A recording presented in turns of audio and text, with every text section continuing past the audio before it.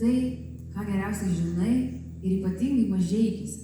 Nes aš dabar sugrosiu dar vieną dainą, kuri galėtų būti tik Vilniuje arba Kaune. Nes tik ten važinėja troleibusai. Nerašiau aš apie ten, nežinau, privačią jachtą, nes nesu plaukus. Ar ten koks jausmas malūnsparniu kilt, ar šokti iš jo nedaug dieve. Tai mano patarimas tiesiog rašyti apie tai, ką geriausiai žinai. Ir toks gražus paradoksas, kad atrodo tai, kas tau taip asmeniškai ir tik atrodo tu vienas tai patiri, tu vienas tai supranti, kad būtent tai paskui sujungia ir klausytojus. Ir kuo asmeniškiau kuri, tuo kažkaip daugiau kam suskamba.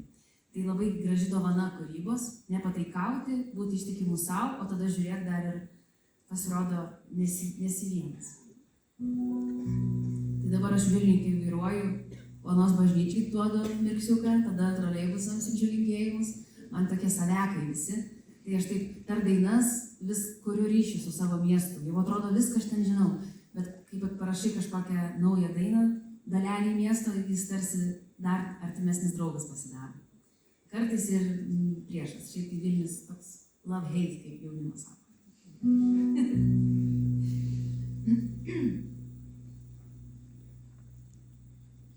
Vos pradeda lyt,